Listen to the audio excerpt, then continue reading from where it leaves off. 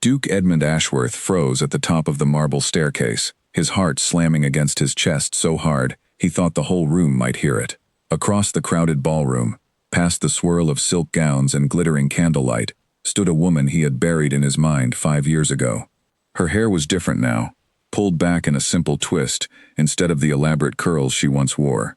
But the tilt of her chin, the way she held her shoulders, the quiet grace in her stance, none of that had changed.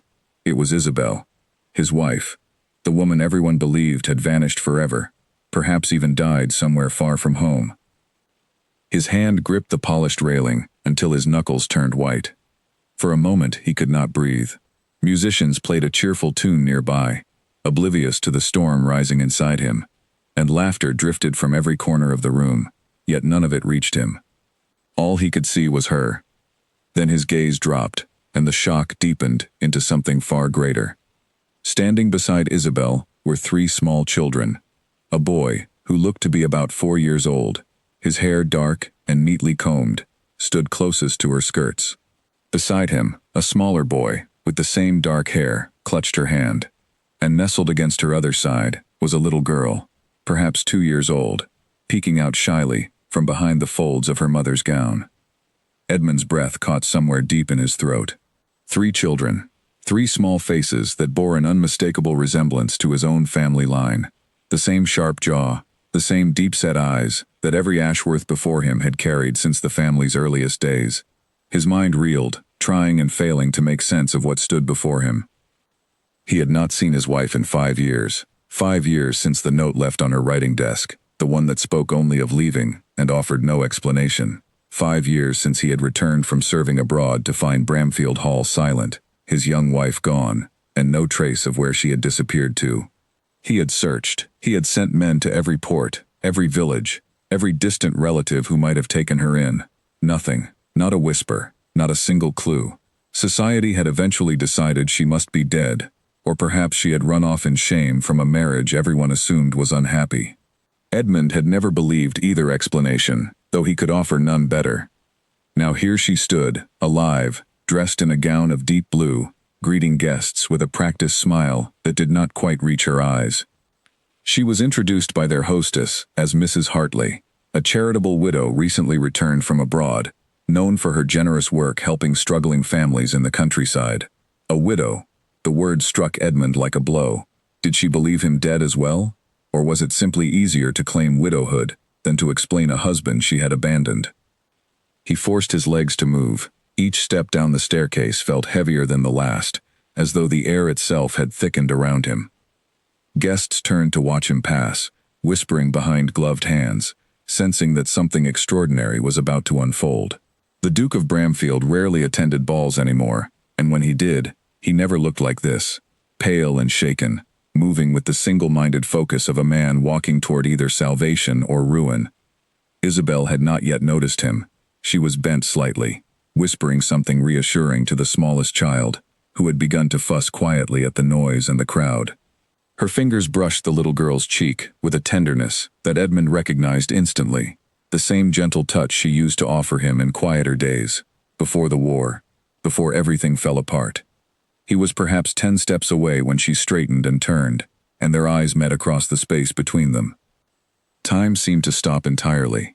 The music continued, the chatter continued, but for the two of them, the world had narrowed to this single moment, 5 years of silence collapsing in an instant. Isabel's face drained of color, her lips parted as though to speak, but no sound came out. She took an unconscious step back, her hand tightening protectively around her son's shoulder, pulling the boy closer to her side.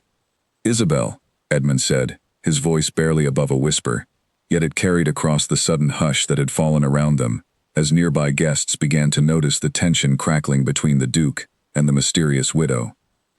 She did not answer immediately. Her eyes darted from his face to the children beside her, then back again, as though calculating some impossible escape. But there was nowhere to run, not in a crowded ballroom, not with 3 young children depending on her. "Your Grace," she finally managed, her voice trembling, using the formal address as though they were strangers meeting for the first time. "I had no idea you would be here tonight." "No," he said, and something bitter crept into his tone despite his effort to remain composed. "I imagine you did not." The eldest boy looked up at his mother, sensing her distress, then turned his curious gaze upon Edmund. The child's eyes were a deep, familiar shade of gray, eyes that Edmund had seen every single day of his life, whenever he looked into a mirror. His chest tightened painfully. There was no mistaking it now. These were not simply children who happened to resemble his family by coincidence. These were his children. "Who are these children, Isabel?" Edmund asked, though some part of him already knew the answer, and dreaded hearing it confirmed aloud. "Tell me the truth." "I have waited 5 years for the truth, and I will not leave this room without it." Around them, the ball continued, but a small circle of curious onlookers had begun to gather at a respectful distance, drawn by the unmistakable tension crackling between the Duke and the woman he addressed with such raw emotion. Lady Pembroke, their hostess for the evening, hovered nearby, with obvious concern, uncertain whether to intervene or allow the scene to play out. Isabel's eyes filled with tears she fought valiantly to hold back. She glanced down at her children, then back up at the man she had once promised to love and honor, the man she had left behind without a single word of explanation. "Not here," she whispered urgently. "Please, Edmund, not in front of everyone. Not in front of them." Something in her plea, the desperate fear behind her eyes, made him pause. Whatever anger burned inside him, whatever hurt had festered for 5 long years, he could see that she was genuinely afraid, and not merely of social embarrassment. There was something deeper troubling her, something that went beyond the scandal of being discovered after so long. "Very well," he said finally, forcing his voice to steady itself. "There is a private study through those doors. We will speak there, now." Isabel nodded, gathering her children close.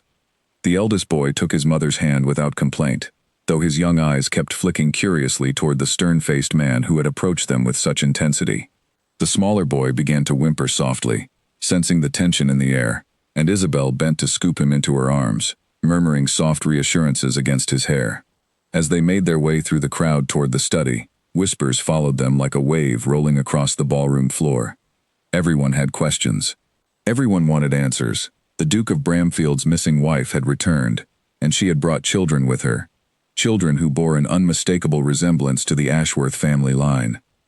By morning, this story would spread through every drawing room and dinner table in the county, but for now, Edmund cared nothing for gossip or scandal. He needed answers, and he needed them immediately. The study was mercifully quiet when they entered, the sounds of the ball muffled behind heavy wooden doors.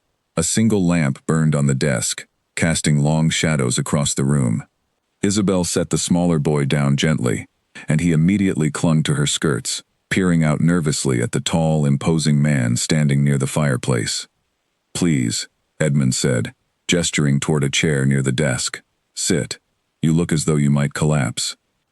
Isabel sank into the offered seat, pulling her children close around her. The eldest boy stood at her side, watching Edmund with the same careful, assessing gaze that Edmund himself had worn as a child, a trait passed down through generations of Ashworth men. The resemblance was almost painful to witness. "Tell me their names," Edmund said quietly, kneeling slightly so that he was closer to eye level with the children, though he kept a respectful distance, aware that they did not know him and might easily be frightened. Isabel hesitated, then gestured to the eldest boy. "This is Oliver. He is 4 years old."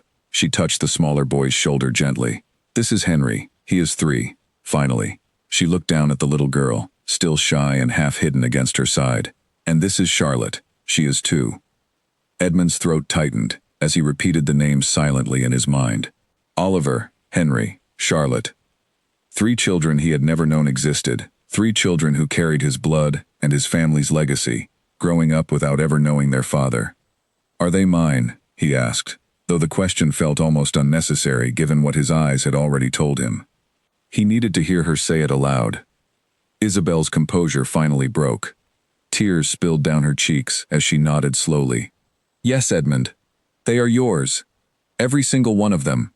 The weight of her confirmation crashed over him like a physical force. For 5 years he had mourned a wife he believed had abandoned him without cause, had wondered endlessly what he might have done wrong, what failure on his part had driven her away. And all this time, she had been carrying his children, raising them in secret, keeping them hidden from the world and from him. Why? His voice cracked on the single word, all his careful control finally giving way beneath the flood of emotion. Why would you hide something so precious from me? Why would you let me believe you were gone, perhaps dead, while you raised our children somewhere far away? Do you have any idea what these years have done to me? Isabel flinched at the pain in his voice, but she did not look away. I know, she whispered. I know what I have taken from you, and I am so deeply sorry for the suffering my silence has caused. But Edmund, I did not leave because I stopped loving you. I left because I believed, with everything in my heart, that staying would have gotten us all killed. The words hung in the air between them, heavy and terrifying. Edmund stared at her, uncertain he had heard correctly. Killed? What are you talking about? Who would want to kill you, or our children? Isabel glanced nervously toward the closed study door, as though fearing someone might be listening on the other side. Little Oliver, sensing his mother's distress, reached up and took her hand, offering the small comfort of his tiny fingers wrapped around hers. There are things I overheard before I left, Isabel said slowly, choosing her words with obvious care. Things that made me realize I could trust no one, not even the servants I had known for years, perhaps not even you, though it broke my heart to think it. I was carrying Oliver at the time, still in the earliest weeks, and I feared for his life the moment I understood what I had learned. Edmund's mind raced through every possibility, every enemy his family might have accumulated over generations of wealth and power. What did you hear, Isabel? Tell me everything. I need to understand what drove you away, and I need to know if the danger you feared still exists today. Before Isabel could answer, a soft knock sounded at the study door, and both of them tensed instinctively. Edmund straightened, moving protectively between the door and his newly discovered family, uncertain what threat might be waiting on the other side, uncertain if the danger Isabel had fled from all those years ago had somehow followed her here tonight, to this very ball, to this very room, where the truth was finally beginning to unravel. Your Grace, came a familiar voice from beyond the door, low and hesitant. Forgive the interruption, but there is someone here who insists on speaking with you, and the lady immediately. He says it cannot wait. Edmund's jaw tightened, as a cold sense of foreboding settled over him.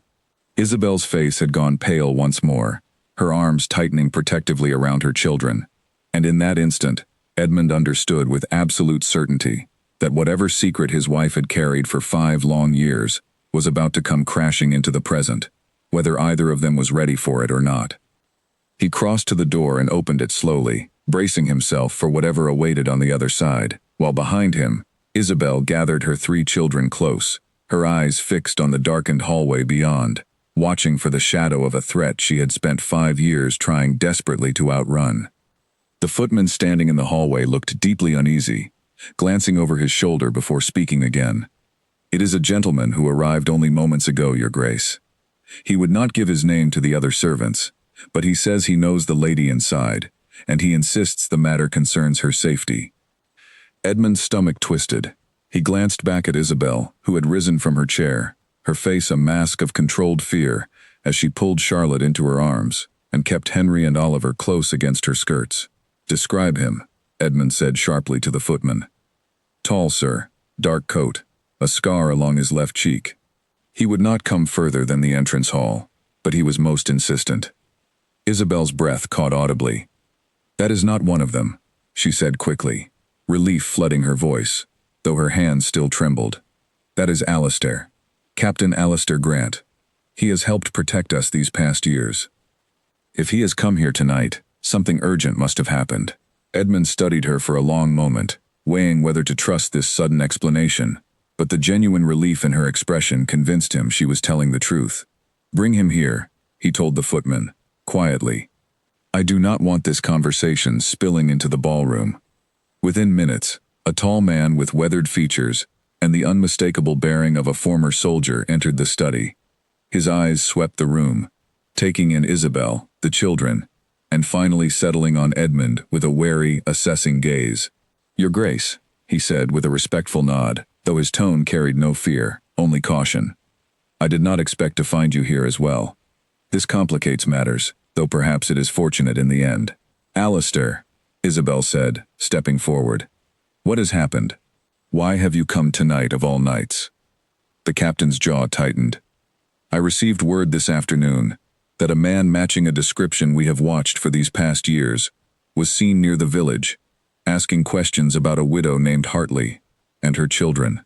I came as quickly as I could, fearing you might already be in danger, only to discover you had come to this ball. I did not realize the Duke himself would be present. Edmund felt a fresh wave of alarm rise within him. Someone is looking for Isabel? Who? Tell me his name. Alistair hesitated, glancing at Isabel as though seeking permission to continue. She nodded slowly, resigned. He may as well know everything now, Alistair. There is no more hiding, not after tonight. The captain drew a slow breath. The man's name is Reginald. Lord Reginald Ashworth, if I am not mistaken. Your cousin, Your Grace. The name struck Edmund like a physical blow. Reginald had always been a distant, somewhat resentful relative, next in line to inherit Bramfield's title, and considerable fortune should Edmund die without an heir. Edmund had never trusted the man fully, but he had never imagined Reginald capable of anything truly sinister, merely petty jealousy and occasional cruel remarks at family gatherings. What does Reginald want with my wife? Edmund demanded, though even as he spoke the question, an uncomfortable realization began forming in the back of his mind. Isabel's eyes filled with old, painful memories. Edmund, I need to tell you everything now. From the very beginning.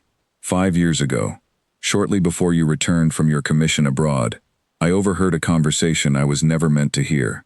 I had gone down to the kitchens late one evening, unable to sleep, when I heard voices coming from the study. Your study.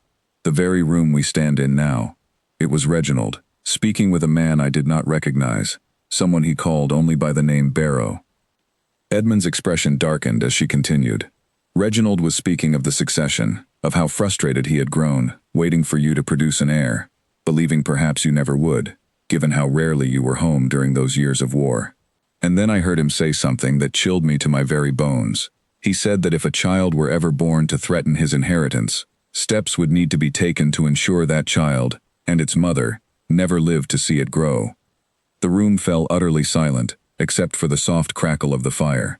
Even little Oliver seemed to sense the gravity of the moment, standing unusually still beside his mother. I did not know then that I was already carrying Oliver. Isabel continued, her voice steadying, as the long-buried truth finally found release. I had only suspected it for a few days, uncertain, frightened to hope. But hearing those words, understanding that Reginald was capable of such calculated cruelty toward an innocent child, I knew I could not stay, and I could not risk telling anyone, not the servants, not your mother, not even you, fearing that any misstep might reach Reginald's ears, before I could protect myself and our unborn child. Edmund's hands had curled into tight fists at his sides. Why did you not send word to me? I would have protected you. I would have dealt with Reginald myself, removed any threat he posed. You were still abroad, Isabel said gently, and letters could be intercepted, especially by someone as connected and resourceful as Reginald. I feared that any attempt to reach you might instead alert him to what I knew, and put both myself and our child in even greater danger before you could ever return home to help us. I made the hardest decision of my life that night, believing it was the only way to keep our baby safe, and later, our children. Alistair stepped forward then, adding quietly, I found her, Your Grace, some months after she had fled, living quietly in a small coastal town, under an assumed name. I had served with her late father years ago, and when I recognized her, she confided in me out of desperation, having no one else to turn to. I have helped her and the children remain hidden ever since, moving them whenever I feared Reginald's associates had drawn too close. Edmund turned to look at his children again, at Oliver's watchful gray eyes, at Henry's soft, curious face, at little Charlotte now sleeping peacefully against her mother's shoulder, despite the tension filling the room. 5 years of loneliness, of grief, of believing himself abandoned without cause, and all along, Isabel had been running not from him, but for the lives of the children she carried. I am so sorry, Isabel whispered, tears finally spilling freely down her cheeks. I am sorry for every day you spent believing I had left you without reason. I never stopped loving you, Edmund. Not for a single moment. But I could not risk our children's lives on the chance that you might unknowingly reveal what I knew before we were prepared to face Reginald together. Edmund crossed the small distance between them, kneeling before her chair so that their eyes met at last without the barrier of anger or confusion clouding his vision. "You carried this burden alone for 5 years," he said softly. "You protected our children, with nothing but your own courage and the kindness of strangers.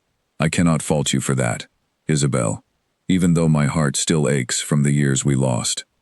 A soft sound interrupted the moment, and both parents turned to see Oliver watching them with wide, curious eyes. "Are you my papa?"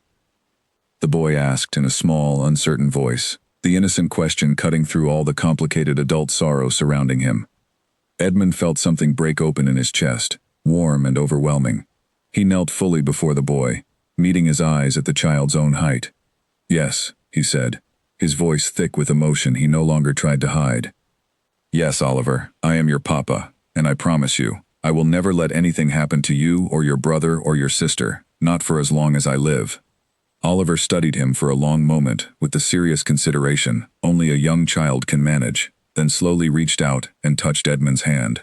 "You have the same eyes as me," the boy observed simply, and despite everything, despite the danger still looming somewhere beyond these walls, Edmund found himself laughing softly through unshed tears.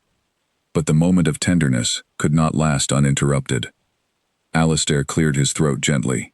"Your Grace, forgive me for pressing the matter, but if Reginald is indeed asking questions in the village tonight, we cannot assume he remains unaware of Isabel's location much longer.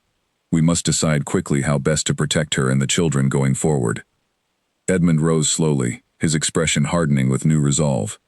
Whatever fear and confusion had gripped him upon first seeing Isabel across the ballroom, it had now transformed into something far more focused and dangerous, the fierce protectiveness of a father who had just discovered his family and would not lose them again. "Reginald will not touch them," Edmund said with quiet, absolute conviction. "Not while I draw breath. Bramfield Hall has stood for centuries, and its walls will protect my family tonight and every night hereafter. But we must move carefully. If Reginald learns that I have discovered the truth before we are prepared to confront him properly, he may grow desperate, and desperate men make dangerous choices." Isabel nodded, wiping the last of her tears away with a steadying breath. "What do you propose we do?" Edmund glanced toward the study window, where beyond the glass, the lights of the ballroom still glowed warmly, oblivious to the danger creeping closer through the darkness outside. "Tonight, we return to Bramfield Hall together, as a family, under the protection of my own household guards. Tomorrow, we begin gathering whatever proof exists of Reginald's intentions, so that when we confront him, he will have no way to deny the truth or escape the consequences of what he has done." Alistair nodded in firm agreement. "I will keep watch throughout the night, and I will send word to trusted men I know who can help track Reginald's movements without alerting him to our awareness."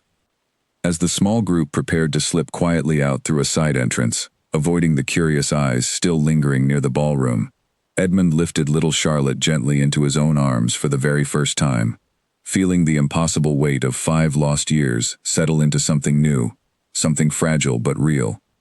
Isabel walked beside him, with Henry's hand in hers, and Oliver walked close at Edmund's side, glancing up at his father every few steps, as though still unable to quite believe he was real. Behind them, the ball continued, unaware that the Duke of Bramfield had just reclaimed his family, and unaware that a far greater confrontation was only just beginning to take shape in the shadows beyond the estate's glittering lights. The carriage ride back to Bramfield Hall passed in near silence, broken only by the soft breathing of the children who had fallen asleep against their mother's side, exhausted by the strange and eventful evening. Edmund sat across from Isabel, watching her in the dim lantern light filtering through the carriage window, still struggling to accept that this was not some vivid dream he would wake from at any moment. "I never stopped keeping your room exactly as you left it," he admitted quietly, breaking the silence. "Your writing desk, your books, even the small painting you loved of the garden in springtime.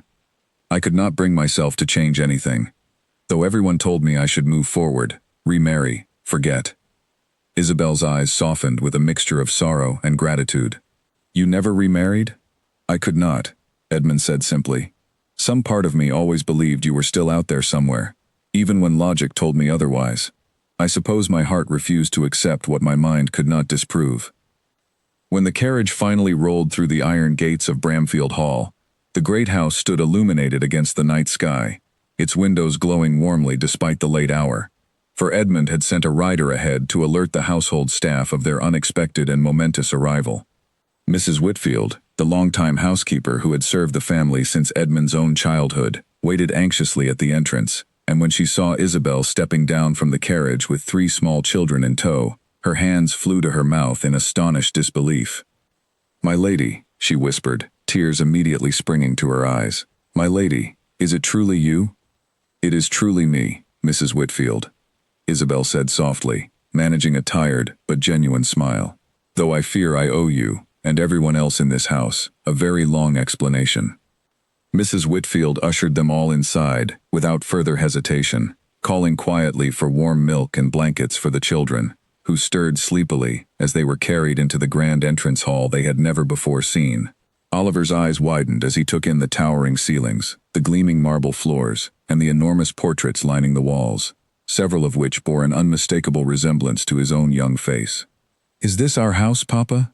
Oliver asked, his voice small with wonder, as he clutched Edmund's hand. "Yes," Edmund said, his voice thick with emotion, as he watched his son take in the ancestral home that would one day belong to him. "This is your house, Oliver. This is where you belong."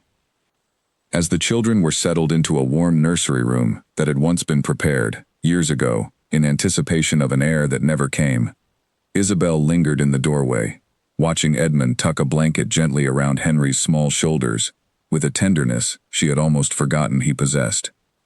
It struck her then, watching him, how much they had both lost during their years apart, and how much healing still lay ahead of them. Once the children were finally settled and sleeping soundly, Edmund and Isabel retreated to the drawing room, where a fire had been lit against the evening chill. Alistair had taken up a post near the entrance gates, keeping watch through the night as promised, while Mrs. Whitfield quietly organized additional staff to guard the household's various entrances without alarming the rest of the servants unnecessarily. "We must think carefully about our next steps," Edmund said, settling into a chair across from Isabel. "Reginald cannot simply be confronted without proof.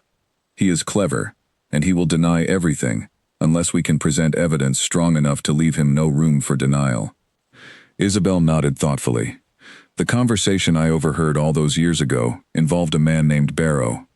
If he still exists, if he can be found and persuaded to speak the truth, his testimony alone might be enough to expose Reginald's intentions." "Do you know anything more about this Barrow?" Edmund asked. "Any detail that might help us locate him?"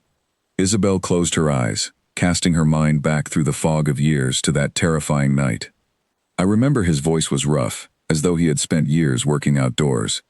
Reginald called him by a nickname once, something like Old Barrow, suggesting perhaps he was known locally, or had served the family in some capacity for many years." Edmund considered this carefully. "There are several tenants and former employees connected to Reginald's smaller estate near the eastern boundary of our lands. If this Barrow is a real person, and not simply an alias, it is possible someone among the local villagers might remember him or know his current whereabouts." "Tomorrow," Isabel said firmly, "we should send someone discreetly to inquire, someone who will not raise suspicion or alert Reginald that we are investigating him." Edmund nodded in agreement, though his expression remained troubled. "There is another matter we must consider carefully as well. If Reginald has indeed been searching for you in the village tonight, it means he either suspects you have returned, or he has somehow learned enough to grow concerned that his years of scheming might soon unravel. We cannot assume he will simply retreat quietly once he realizes his search has been noticed." "What do you believe he will do?" Isabel asked, a flicker of the old fear returning to her eyes. "I believe," Edmund said slowly, "that a man desperate enough to threaten an innocent child and its mother 5 years ago will not hesitate to act rashly now, especially if he feels his inheritance slipping further from his grasp, with every passing day, that our children remain alive and acknowledged as my heirs. We must be prepared for anything, Isabel, and we must protect our family with the same fierce determination you have shown these past 5 years." A comfortable silence fell between them then, filled not with the old tension of unanswered questions, but with the quiet understanding of two people beginning, slowly and carefully, to rebuild trust after years of separation.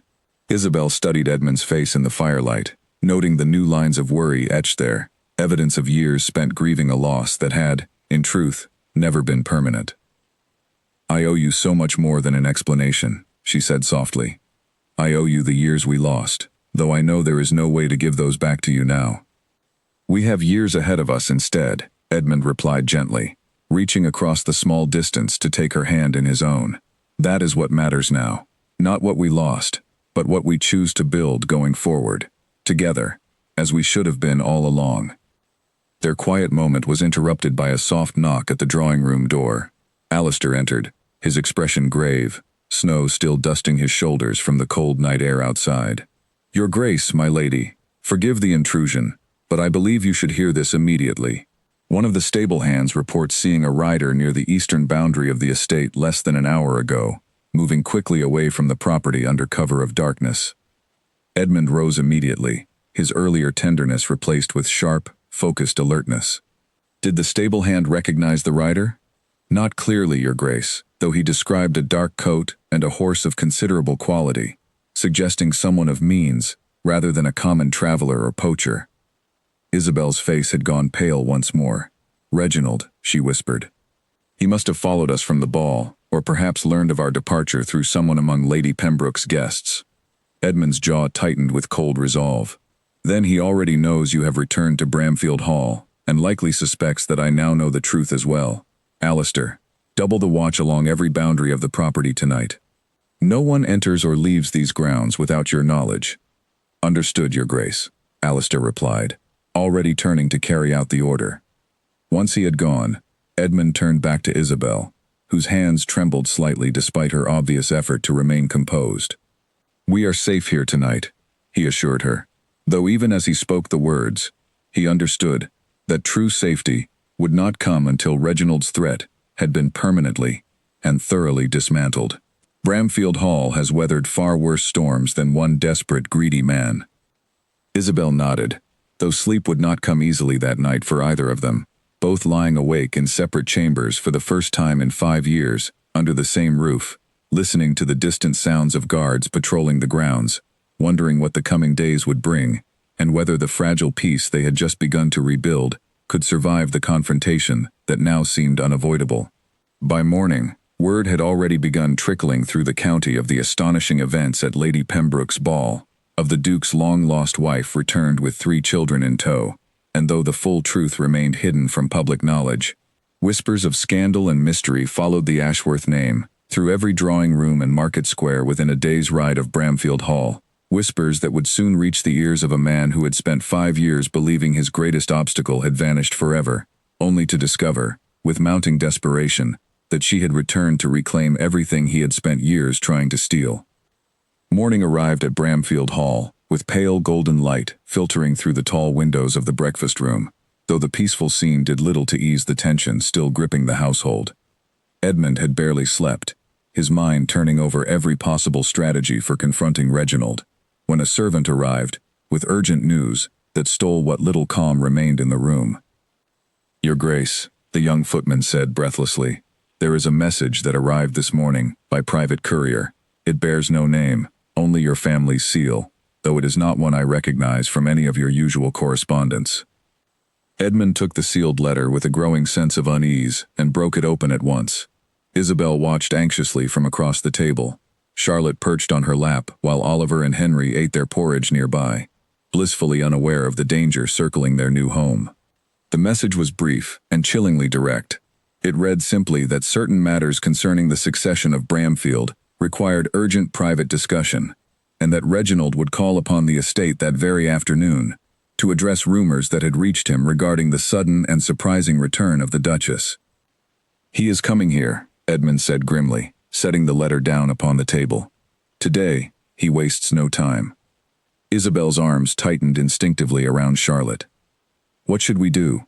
If he sees the children, if he realizes how old Oliver is, he will understand immediately what threat they pose to his inheritance." Edmund considered this for a long moment, his expression hardening with calculated resolve. Perhaps it is time Reginald understood exactly what he is facing. If we hide the children away, we merely delay the inevitable confrontation.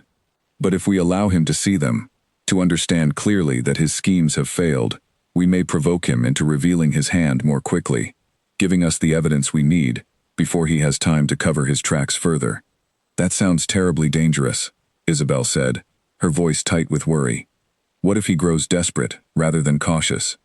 Then we will be prepared for desperation, Edmund replied firmly. Alistair has already strengthened the household guard, and I will ensure the children remain safely in the nursery, under close watch, throughout Reginald's visit. He will not have the opportunity to harm anyone within these walls. Throughout the remainder of the morning, the household prepared quietly for the impending visit. Alistair positioned trusted men at key points throughout the estate grounds, while Mrs. Whitfield arranged for the children to remain occupied in the nursery with a trusted nursemaid, safely removed from whatever confrontation might unfold below. Isabel spent much of the morning gathering her thoughts, writing down every detail she could remember of the conversation she had overheard 5 years earlier, hoping that a clear and careful account might strengthen their position should Reginald attempt to deny everything when confronted directly. By early afternoon, the sound of carriage wheels crunching along the gravel drive announced Reginald's arrival. Edmund stood at the entrance hall, his posture rigid with controlled tension, while Isabel waited just behind him, her heart pounding as she prepared to face the man whose cruelty had stolen 5 years of her life.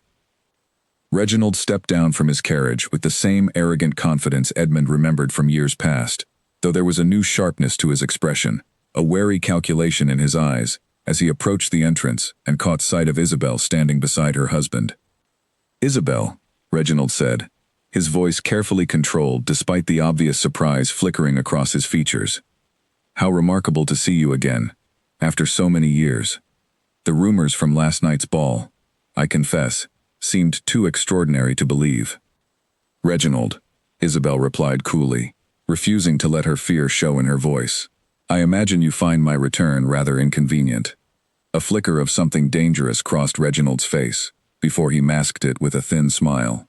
"Inconvenient is not the word I would choose. Surprising, certainly. Cousin Edmund, I trust you will forgive my sudden visit, but given the extraordinary circumstances, I felt it prudent that we discuss matters of family importance without delay."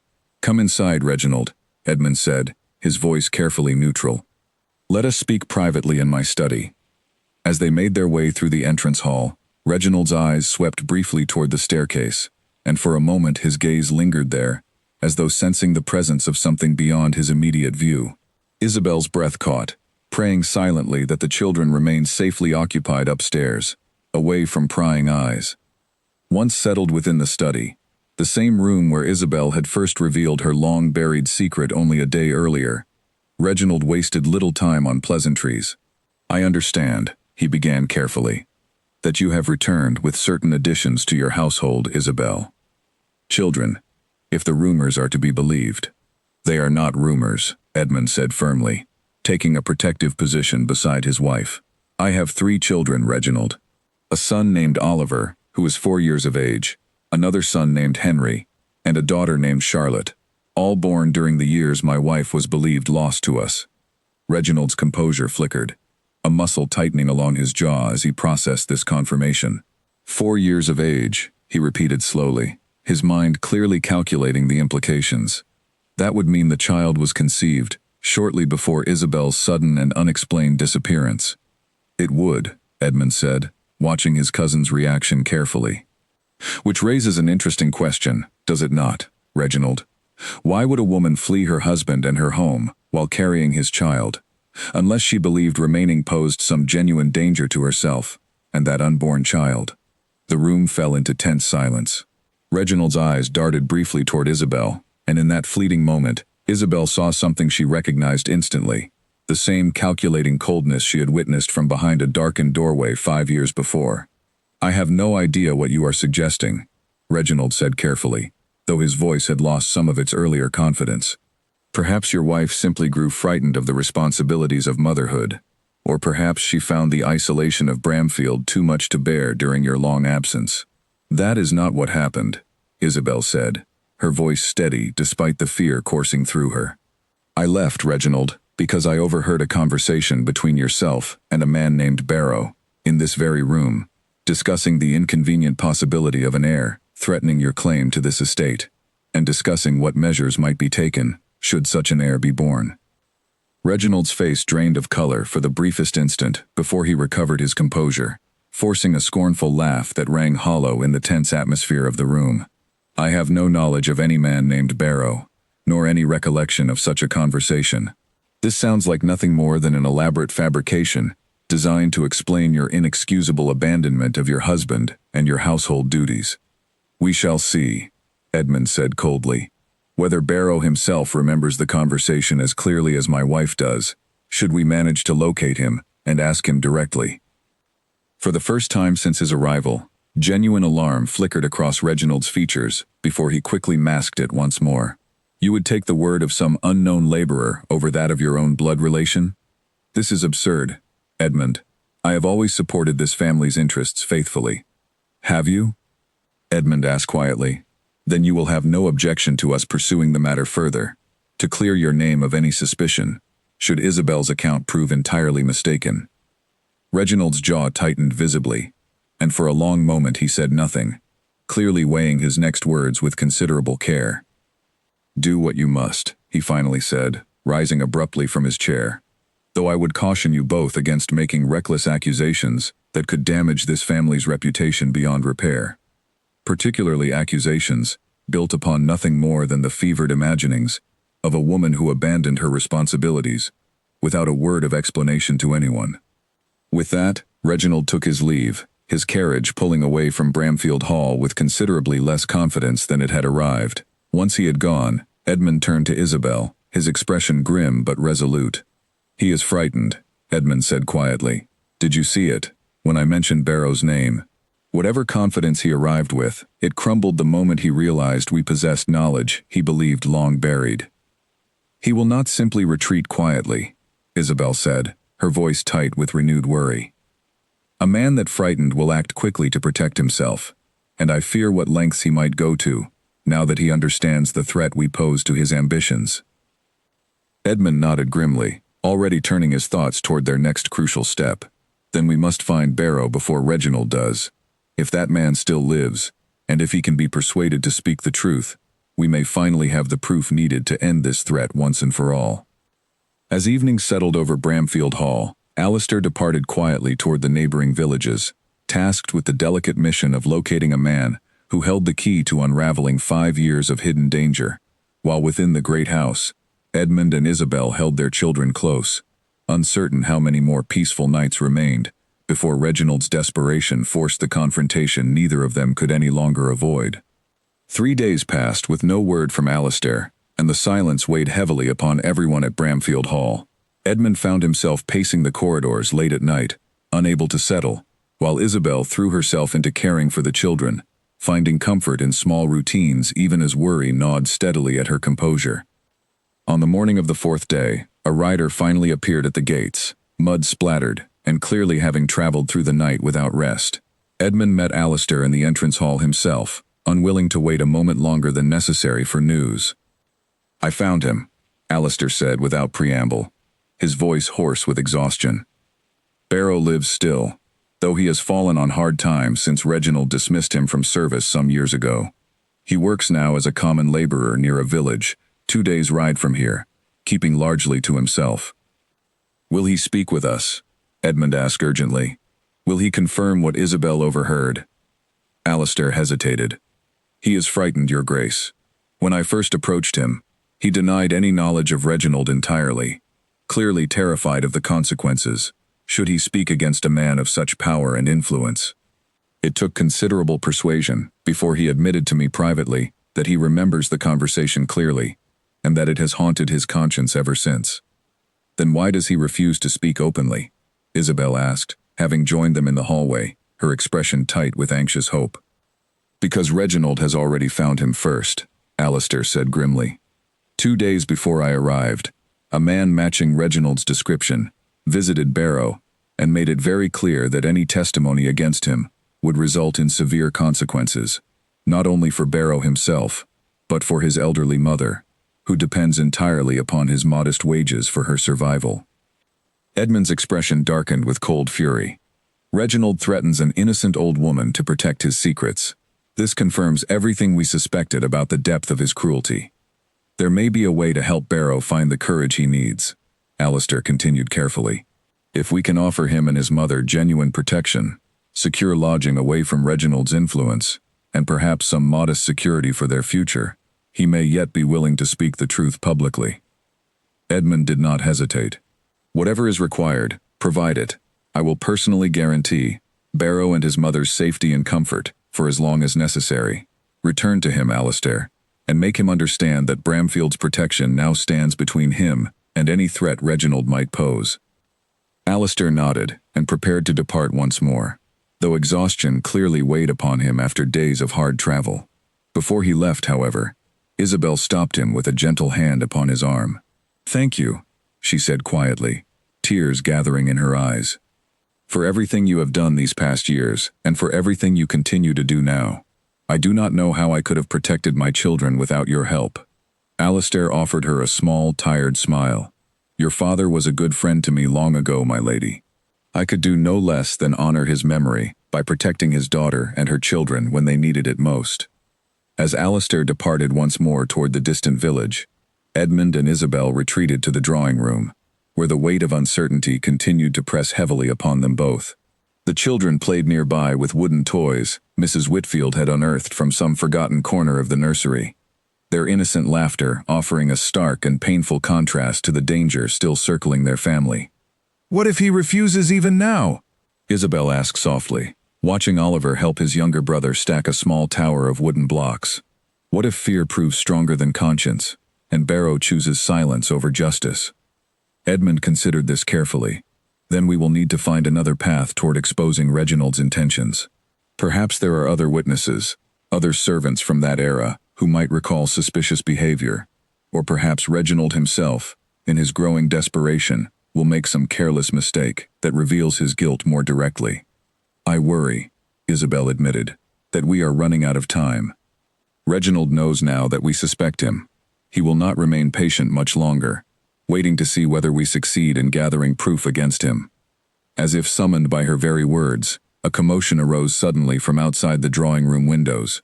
Edmund rose quickly, moving to look out across the estate grounds, and his expression hardened immediately at what he witnessed. Smoke curled upward from the direction of the stables, thick dark plumes rising against the pale afternoon sky. "The stables are burning," Edmund said sharply, already moving toward the door. "Isabel, stay here with the children. Bar the doors until I return." "Edmund, wait," Isabel called after him, but he had already disappeared down the corridor, shouting orders to nearby servants as he ran toward the source of the growing crisis. Isabel's heart pounded with terror as she quickly gathered her children close, ushering them away from the windows and into a more sheltered corner of the room.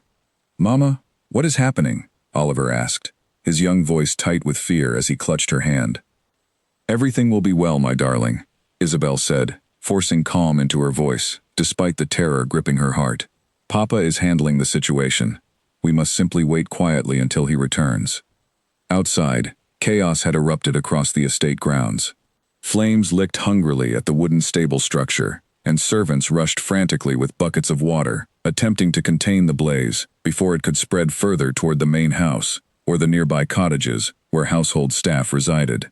Edmund coordinated the effort with sharp, decisive commands, though his mind raced with suspicion regarding the fire's sudden and convenient timing. "Your Grace," one of the stable hands called out breathlessly, coughing from the smoke. "I saw someone near the stables just before the flames began, a stranger, who fled toward the eastern woods the moment the fire took hold." Edmund's suspicion crystallized instantly into cold certainty. This was no accident. Reginald, or someone acting on his behalf, had orchestrated this crisis, likely intending to create chaos and distraction, or perhaps hoping the fire might spread further than the stables alone, threatening the main house itself. By the time the flames were finally brought under control, the stable structure had suffered significant damage, though thankfully, the horses had all been safely evacuated and no lives had been lost in the ordeal. Edmund stood amid the smoldering ruins, his expression grim with the certain knowledge that Reginald's desperation had now escalated into open and dangerous action. Returning to the main house, exhausted and covered in soot, Edmund found Isabel waiting anxiously in the entrance hall, having gathered the children safely away from any potential danger. Relief flooded her features the moment she saw him unharmed, though it quickly gave way to fresh concern as she took in his troubled expression. "It was no accident," Edmund said quietly, once the children had been settled safely away with Mrs. Whitfield. "A stranger was seen fleeing the scene, just as the flames took hold. This was deliberate, Isabel, and I believe we both understand exactly who is responsible." Isabel's face paled with the confirmation of her deepest fears. He is growing more desperate. If he is willing to set fire to the stables merely to create chaos and fear, what might he attempt next, should he grow truly desperate to protect his ambitions? "We must move quickly now," Edmund said, with grim determination. "Whatever proof we can gather, we must gather it swiftly, before Reginald's desperation drives him towards something far more dangerous than mere property damage. Our children's safety depends upon us ending this threat, before it escalates any further."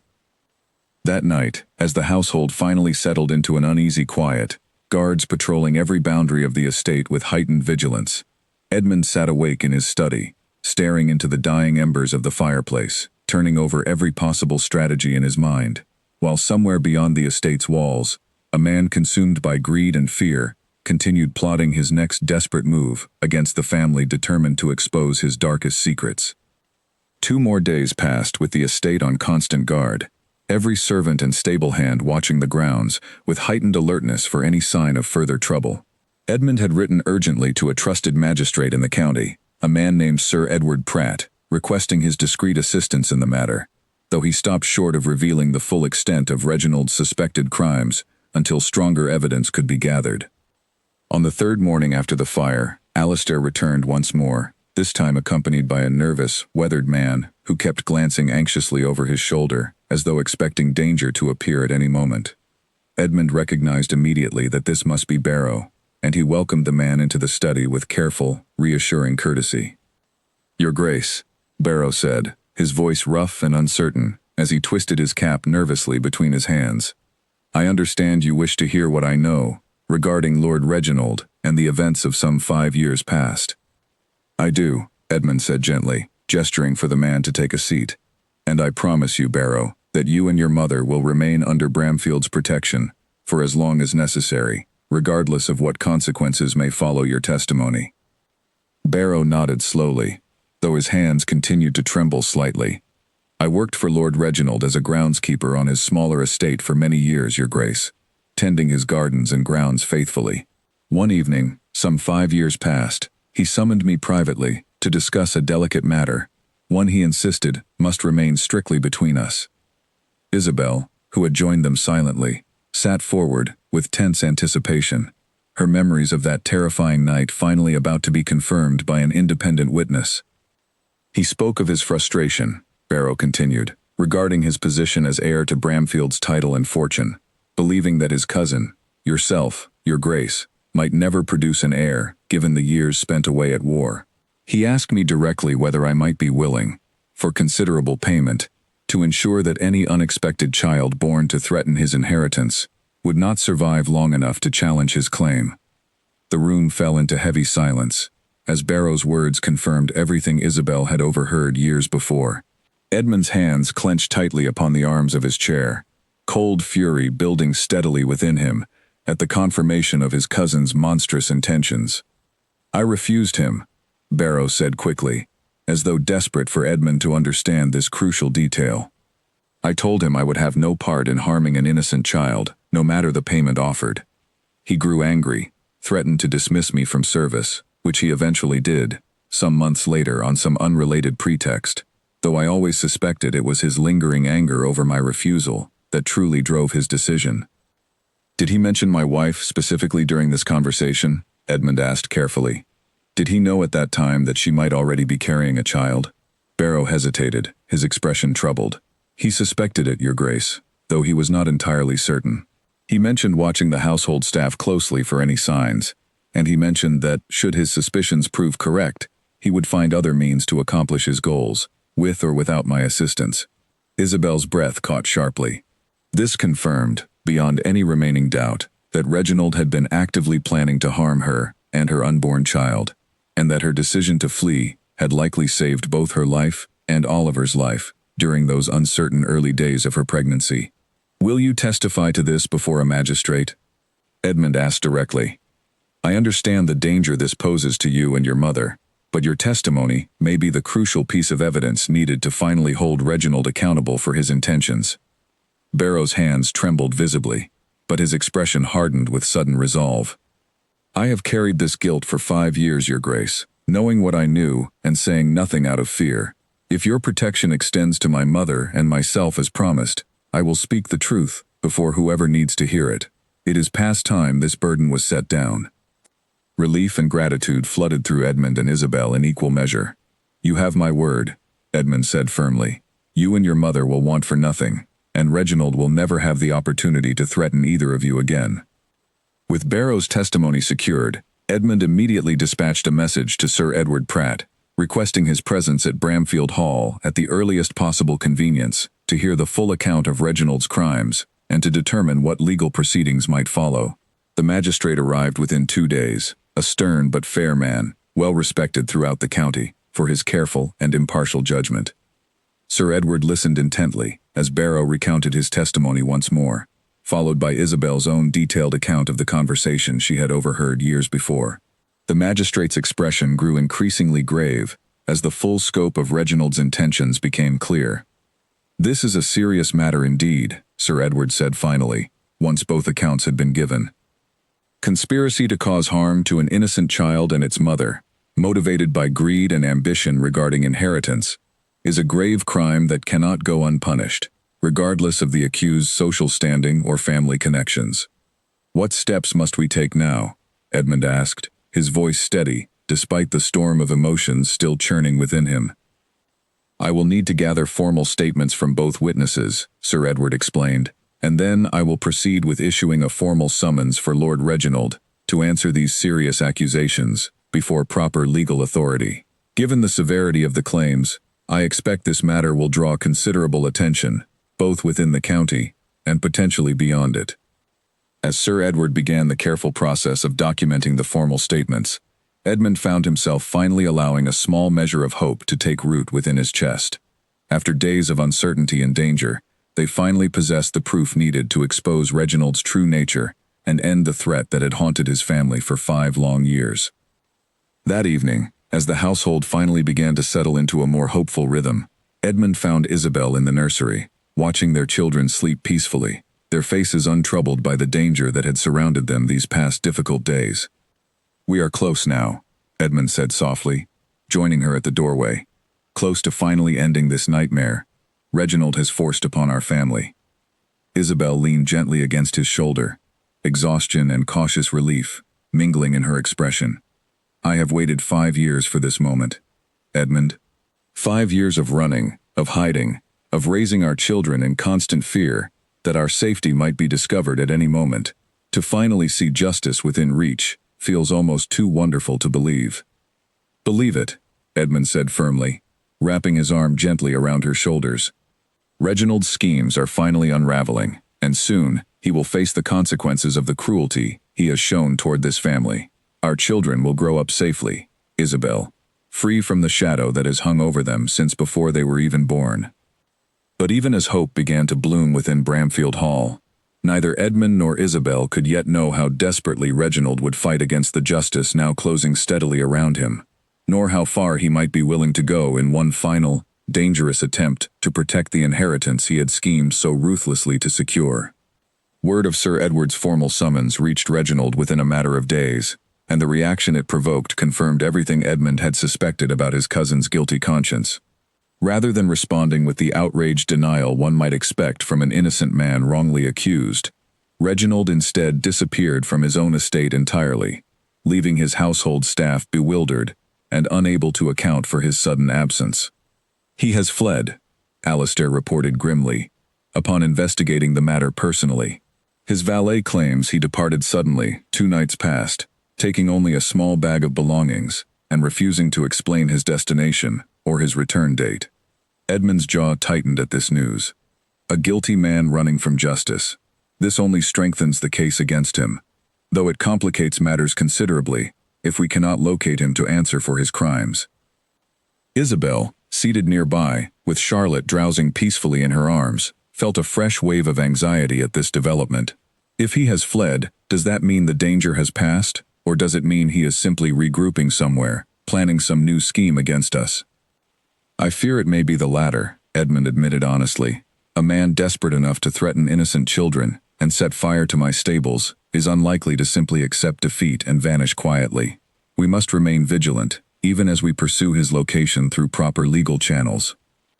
Sir Edward, upon learning of Reginald's disappearance, issued formal notices throughout the county and beyond, alerting authorities in neighboring regions to watch for a man matching Reginald's description, wanted for questioning regarding serious allegations of conspiracy and endangerment. Yet days passed with no confirmed sighting, and the uncertainty of Reginald's whereabouts cast a persistent shadow over what should have been a time of relief and healing for the newly reunited family. Amid this ongoing tension, Edmund and Isabel found themselves navigating the delicate process of rebuilding their marriage after 5 years of separation and secrecy. Though their love for one another had never truly faded, the years apart had left their own quiet scars, ones that could not be healed simply through the exposure of Reginald's crimes. I sometimes wonder, Isabel admitted one evening, as they sat together in the drawing room after the children had been settled for the night, whether you can truly forgive me for the years of silence, even understanding now why I made the choices I did. Edmund considered her question carefully, unwilling to offer a hollow reassurance without genuine reflection. I will not pretend the years of grief and confusion did not leave their mark upon me, Isabel. There were nights I nearly convinced myself you had never loved me at all, that your disappearance proved some deep unhappiness I had failed to recognize during our marriage. Learning the truth has eased much of that pain, though I imagine we will both need time to fully heal from what these years have cost us. That seems fair, Isabel said softly, grateful for his honesty, rather than empty platitudes. I do not wish to simply pretend these years never happened, nor do I wish for you to forget the pain my absence caused you. I only hope, in time, we can build something new together, stronger perhaps, for having survived such hardship. I believe we can, Edmund said, reaching for her hand with quiet tenderness. Watching you with our children these past days, witnessing the strength and courage you have shown in protecting them alone for so long, I find myself falling in love with you all over again, Isabel, perhaps even more deeply than before. Their quiet moment of reconnection was interrupted by the arrival of a messenger bearing urgent news from Sir Edward. Edmund broke the seal quickly, his expression shifting from cautious hope to grave concern as he read the contents. Reginald has been sighted, Edmund said, looking up at Isabel with troubled eyes, in a coastal town some distance from here, apparently attempting to secure passage aboard a ship bound for the continent.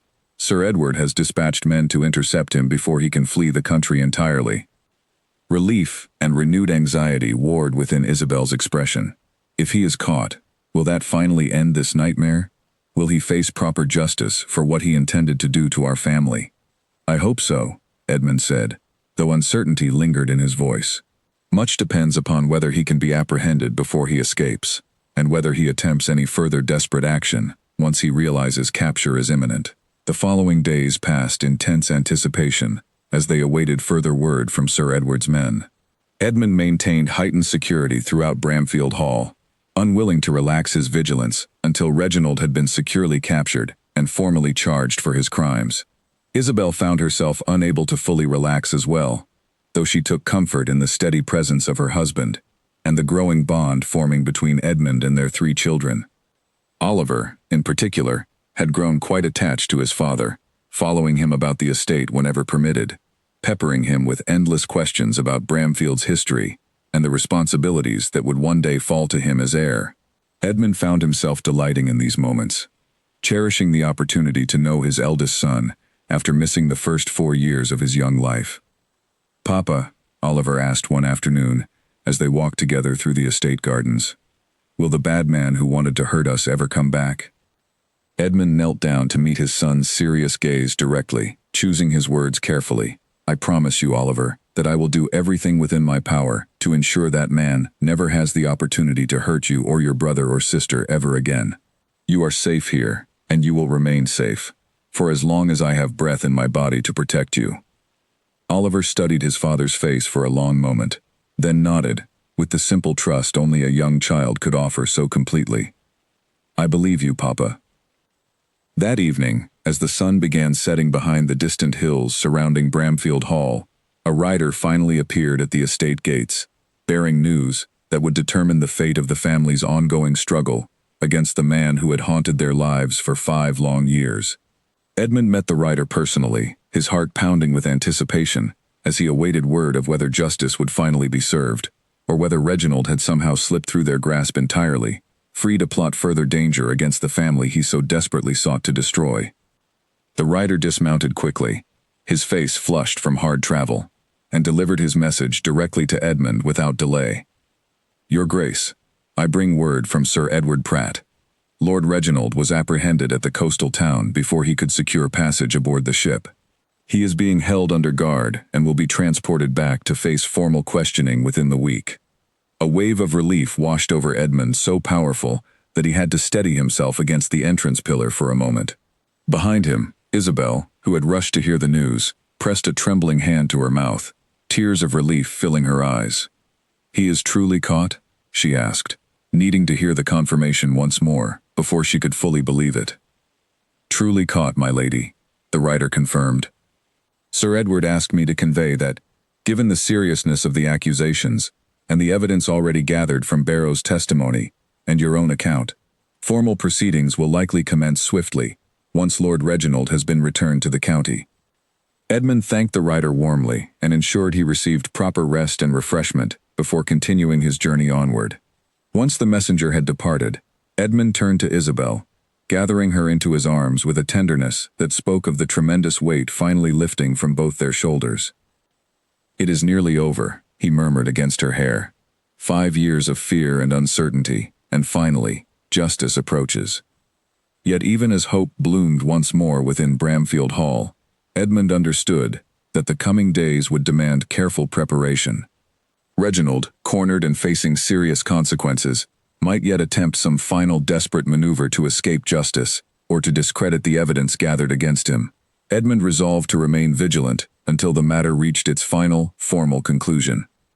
Sir Edward arrived at Bramfield Hall himself several days later, accompanied by Reginald, now held under careful guard, his once confident bearing replaced by a haggard, cornered expression that bore little resemblance to the arrogant man who had visited the estate only weeks before. "We shall conduct formal proceedings within the Great Hall," Sir Edward explained. "Given the gravity and public interest this matter has already generated throughout the county, I have invited several respected members of the local gentry to serve as witnesses to ensure the proceedings remain entirely transparent and beyond reproach." The Great Hall of Bramfield had been prepared accordingly, chairs arranged in careful rows to accommodate the gathered witnesses, while Sir Edward took his position at a raised table positioned at the front of the room, prepared to hear formal testimony and render judgment according to proper legal procedure. Reginald sat apart, guarded closely, his eyes darting nervously about the assembled crowd, as though searching desperately for some means of escape that simply did not exist. When his gaze finally landed upon Edmund and Isabel, seated together with quiet dignity near the front of the gathering, something like genuine fear flickered across his features for the first time. "We shall begin," Sir Edward announced, his voice carrying clearly throughout the hushed hall, with the testimony of the witness known as Barrow, formerly employed upon Lord Reginald's estate as groundskeeper. Resoluter. Barrow rose from his seat, visibly nervous but resolute, and made his way to stand before Sir Edward's table. He recounted his testimony once more, his voice growing steadier with each word, as he described the conversation he had witnessed 5 years prior, the explicit request Reginald had made regarding harming any child who might threaten his inheritance, and the subsequent threats made against himself and his elderly mother when Reginald learned that his location had been discovered. Whispers rippled through the assembled crowd as Barrow's account concluded, many of the gathered gentry exchanging shocked glances at the severity of the accusations now laid bare before them. Reginald's face had gone deathly pale, though he remained silent, apparently understanding the futility of interrupting the proceedings. Next, Isabel rose to offer her own testimony, recounting with steady composure the terrifying night she had overheard Reginald's plotting, and the desperate decision she had made to flee for her unborn child's safety, rather than risk remaining in a household where such cruelty might be enacted against them both. Her voice remained clear and unwavering throughout her account, though Edmund could see the toll the memories took upon her, the old fear resurfacing, even as she found the courage to speak it aloud before the assembled witnesses. Furthermore, Isabel continued, I have here letters I attempted to write to my husband during those early months of hiding, letters I ultimately dared not send, fearing interception, but which I preserved as a record of my state of mind and my reasons for fleeing at the time. She presented several worn, yellowed papers to Sir Edward, who examined them carefully before adding them to the growing body of evidence against Reginald. Once both testimonies had concluded, Sir Edward turned his attention finally to Reginald himself. Lord Reginald, you have heard the testimony presented before this gathering. What answer do you offer in response to these serious allegations? Reginald rose slowly, his earlier arrogance entirely deflated, replaced by the desperate calculation of a man seeking any remaining avenue of defense. I deny these accusations entirely, he said, though his voice lacked conviction. This is nothing more than an elaborate fabrication, perhaps constructed by my cousin's wife, to explain her own shameful abandonment of her family, and by a disgruntled former servant seeking to curry favor with a wealthy household. And the letters presented by the Duchess? Sir Edward asked pointedly. Do you suggest these too are fabrications, written after the fact, to support a false narrative? Reginald hesitated, clearly unable to offer any satisfactory explanation for the detailed, dated correspondence that so closely corroborated the testimony already presented. I cannot speak to their origins, he said weakly, though I maintain my innocence in this entire matter. Sir Edward's expression remained impassive as he considered the totality of evidence presented before him. After a long moment of careful deliberation, he addressed the assembled gathering with grave formality. Given the consistent and corroborating testimony presented by two independent witnesses, supported further by physical evidence in the form of preserved correspondence, this court finds sufficient grounds to proceed with formal charges against Lord Reginald Ashworth for conspiracy to commit grievous harm against an innocent woman and her unborn child, motivated by unlawful ambition regarding inheritance and succession. A collective gasp swept through the assembled crowd at this formal pronouncement. Reginald's face crumpled with the realization that his schemes had finally, irrevocably unraveled before witnesses of considerable social standing throughout the county. You cannot do this, Reginald said desperately, his careful composure finally shattering entirely. I am a peer of considerable standing. This accusation will ruin me entirely. Your own actions have ruined you, Reginald, Edmund said quietly, rising to face his cousin directly for the first time since the formal proceedings had begun. Not the testimony of honest witnesses, nor the evidence of my wife's desperate flight to protect our children. You alone bear responsibility for the cruelty you plotted, and the consequences that cruelty has finally brought upon you. Guards moved forward at Sir Edward's signal, taking Reginald firmly into custody as the assembled gathering watched in stunned silence. As he was led from the great hall, Reginald cast one final, venomous glance toward Edmund and Isabel, though he offered no further words of denial or defense, understanding at last that his carefully constructed schemes had finally collapsed entirely beneath the weight of truth and justice. In the days following Reginald's formal removal from Bramfield Hall, a strange and welcome quiet settled over the estate, the kind of peace that comes only after a long and difficult storm has finally passed. Sir Edward informed Edmund that Reginald would remain in custody pending a full trial, where the formal charges against him would be examined thoroughly before a panel of respected judges, and where the substantial evidence already gathered would almost certainly ensure a conviction befitting the severity of his crimes. What will happen to his estate and holdings? Isabel asked one afternoon, as she and Edmund walked together through the gardens, enjoying the first truly peaceful moment they had shared since her return. Given the severity of the charges, it is likely his properties and remaining claims to the family inheritance will be stripped entirely, Edmund explained. Any legitimate holdings, not directly tied to Bramfield's succession, may pass to distant relations, though I suspect his reputation will remain forever tarnished, regardless of what technical inheritance he might retain. Isabel considered this for a moment, watching their children playing nearby, beneath the shade of an old oak tree that had stood on the estate grounds for generations. It seems a fitting consequence, given what he attempted to take from us. Though I confess, some part of me feels only relief now, rather than any desire for further vengeance against him. That is perhaps the healthiest way to view the matter, Edmund said thoughtfully. Justice has been served through proper legal channels. We need not carry additional bitterness forward into the new life we are building together. As the weeks progressed, word of Reginald's disgrace spread throughout the county and beyond, and gradually, the scandalous rumors that had once surrounded Isabel's mysterious disappearance transformed instead into admiration for her courage in protecting her children against such a calculated and cruel threat. Society, ever quick to reshape its narrative according to the latest revelations, now regarded Isabel not as a woman who had abandoned her responsibilities, but as a devoted mother who had risked everything to keep her children safe. Lady Pembroke, whose ball had inadvertently set these dramatic events into motion, called upon Bramfield Hall personally to offer her sincere well wishes and to express her admiration for the family's resilience throughout the ordeal. I confess, she admitted over tea in the drawing room, I had no idea that evening would prove so consequential when I first sent out invitations for what I intended as a simple, pleasant gathering.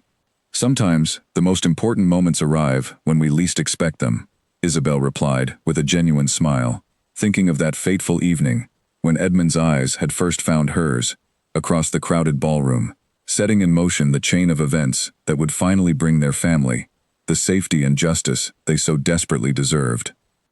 With Reginald's threat finally neutralized, Edmund and Isabel found themselves able, for the first time in years, to focus entirely upon rebuilding their marriage and their family, without the constant shadow of fear hanging over every decision. Oliver, Henry, and Charlotte flourished within the security of Bramfield Hall, growing more confident and joyful with each passing week as they came to understand that the danger which had once forced their mother into hiding no longer threatened their happiness. Edmund took particular delight in introducing his children to the estate's rich history, walking them through the portrait gallery and explaining the stories behind each ancestor whose likeness hung upon the walls. Oliver, in particular, absorbed these lessons eagerly, understanding already at his young age the responsibilities that would one day fall upon his shoulders as heir to the Bramfield legacy. "Will I be Duke someday, Papa?" Oliver asked one afternoon, gazing thoughtfully at a portrait of Edmund's own father, painted decades before in similar formal regalia. "Someday, yes," Edmund said gently, kneeling beside his son.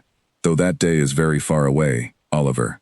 For now, your only responsibility is to grow up happy and strong, learning kindness and wisdom from those who love you most."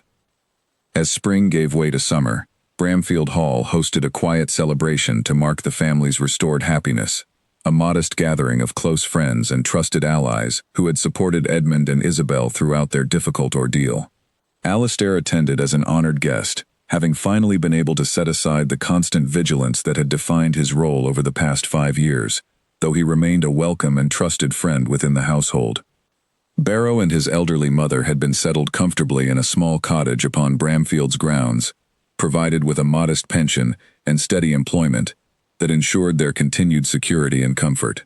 Barrow himself had grown noticeably lighter in spirit since finally unburdening himself of the guilt he had carried for years, and he often expressed his gratitude toward Edmund and Isabel for the protection and kindness they had extended toward himself and his mother. Sir Edward, too, remained a frequent visitor to Bramfield Hall, keeping the family informed of the ongoing legal proceedings against Reginald as the formal trial date approached. "The evidence against him remains overwhelming," Sir Edward assured them during one such visit. "I expect the trial itself will proceed swiftly, given the strength of the testimony and physical evidence already gathered." Isabel found herself, during these peaceful months, slowly releasing the constant vigilance that had defined her existence for 5 long years. No longer did she flinch at unexpected sounds. No longer did she flinch at unexpected sounds. No longer did she flinch at unexpected sounds. No longer did she flinch at unexpected sounds. No longer did she flinch at unexpected sounds. No longer did she flinch at unexpected sounds. No longer did she flinch at unexpected sounds. No longer did she flinch at unexpected sounds. No longer did she flinch at unexpected sounds. No longer did she flinch at unexpected sounds. No longer did she flinch at unexpected sounds. No longer did she flinch at unexpected. One evening, as Edmund and Isabel sat together on the estate's stone terrace, watching the sunset paint the sky in brilliant shades of gold and crimson, Edmund reached for her hand with quiet tenderness. "I believe," he said softly, "that we are finally ready to begin the life we should have shared all along, free from fear, free from secrets, simply grateful for the family we have been given a chance to build together." Isabel leaned against his shoulder, watching their children chase fireflies across the darkening lawn, their laughter carrying sweetly on the warm evening air. "I believe you are right," she said softly. "Whatever difficulties lie ahead, I know now that we will face them together, honestly and openly, as true partners, rather than as strangers, separated by fear and secrecy." As the last light of day faded beyond the horizon, Bramfield Hall stood illuminated against the gathering darkness, its ancient walls finally sheltering the complete and happy family that had been so nearly stolen away by cruelty and greed, ready now to embrace whatever joyful future awaited them all. Autumn arrived at Bramfield Hall, carrying with it the long-awaited conclusion to the ordeal that had tested the family so severely. Reginald's trial proceeded exactly as Sir Edward had predicted, the overwhelming evidence presented before the panel of judges, leaving little room for any outcome other than a firm conviction. Reginald was formally stripped of any remaining claim to the Bramfield inheritance, his reputation entirely ruined throughout society, and he was sentenced to a lengthy term of imprisonment, befitting the severity of his premeditated cruelty toward an innocent woman and her unborn child. Edmund and Isabel attended the final proceedings together, standing united before the court as the judgment was formally announced. When Reginald was led away in disgrace, neither of them felt any particular satisfaction in his downfall, only a quiet relief that justice had finally been served, and that the shadow which had haunted their family for 5 long years had at last been permanently lifted. "It is truly over now," Isabel said softly, as they rode home together in the carriage, the autumn countryside rolling past the windows in brilliant shades of amber and gold. "Truly over," Edmund confirmed, taking her hand gently in his own. "We can finally look forward without fear, Isabel, building the life we should have shared together from the very beginning." Upon their return to Bramfield Hall, the household staff had prepared a warm welcome, sensing intuitively that this day marked a genuine turning point for the family they served so faithfully. Mrs. Whitfield greeted them with tears of joy, embracing Isabel warmly, as though she were greeting a beloved daughter rather than simply her employer's returned wife. That evening, Edmund gathered his family together in the great hall, the same room where Reginald's crimes had finally been exposed months before, though now the space felt entirely transformed, filled with warmth and hope rather than tension and fear. He knelt before his 3 children, drawing them close as Isabel watched with tears of happiness gathering in her eyes. "I have something important to share with all of you," Edmund said gently, addressing Oliver, Henry, and Charlotte with the same seriousness he might offer any important family matter. "The danger that once threatened our family has been fully removed. You are all safe now, completely and permanently safe, and you will grow up here at Bramfield, surrounded by love rather than fear." Oliver, now old enough to understand at least the basic shape of the danger his family had faced, nodded solemnly. "I am glad the bad man cannot hurt us anymore, Papa." "So am I," Edmund said, pulling his son into a warm embrace. "So very glad." In the weeks that followed, Edmund and Isabel formally renewed their marriage vows in a quiet, intimate ceremony held within Bramfield's own private chapel, surrounded only by their closest friends and most trusted allies. Alistair stood as witness, along with Sir Edward and Lady Pembroke, while Oliver proudly carried a small cushion bearing the rings, his young face beaming with solemn importance at his role in the joyful occasion.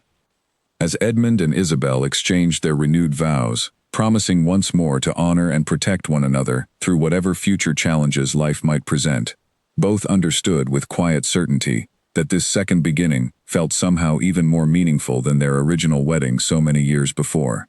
They had weathered separation, fear, and grave danger, and had emerged not weakened by their trials, but strengthened, their bond forged now through genuine understanding and hard-won trust rather than simple youthful affection. Following the ceremony, Bramfield Hall hosted a joyful celebration that stretched long into the evening. laughter and music filling halls that had stood silent and sorrowful for far too many years. Oliver, Henry, and Charlotte danced together across the great hall's polished floors, their pure delight in the celebration, a testament to the safety and happiness they now enjoyed within their restored family. Barrow attended the celebration as an honored guest, his elderly mother seated comfortably nearby, both of them finally free from the fear that had shadowed their lives since Reginald's cruel threats years before. Barrow raised a quiet toast to Edmund and Isabel as the evening progressed, expressing his heartfelt gratitude for the protection and kindness that had allowed him finally to speak the truth without fear of consequence. As the celebration wound down and guests began departing into the cool autumn night, Edmund found a quiet moment alone with Isabel upon the estate's familiar stone terrace, the same spot where they had shared so many important conversations throughout their difficult journey back toward one another. "Do you remember?" Isabel asked softly, gazing up at the star-filled sky above Bramfield Hall. "That terrible moment at Lady Pembroke's ball, when our eyes first met across the crowded room after so many years apart." "I remember every detail," Edmund said, wrapping his arm gently around her shoulders. "I remember thinking my heart might simply stop beating entirely, seeing you there after believing you lost forever. I was so frightened that night," Isabel admitted, "terrified you might turn me away, or worse, that Reginald might somehow discover our reunion before we were prepared to face him properly." "And now?" Edmund asked gently. Isabel smiled, leaning contentedly against her husband's shoulder as their children's distant laughter drifted from within the great house behind them. "Now I feel only gratitude, Edmund. Gratitude that fate brought us back together that evening. Gratitude for the courage we both found to face Reginald's cruelty and overcome it. And gratitude for the beautiful family we have finally been given the chance to build together, safely and openly, without fear ever again." As the stars wheeled slowly overhead and the great house of Bramfield stood illuminated behind them, filled once more with warmth, laughter, and genuine love, Edmund and Isabel understood that whatever challenges the future might yet bring, they would face them together, as true partners bound not merely by duty or circumstance, but by a love that had survived separation, danger, and cruelty, emerging stronger and more resilient than either of them could have imagined possible on that fateful evening when three small, familiar faces had first frozen the Duke of Bramfield exactly where he stood.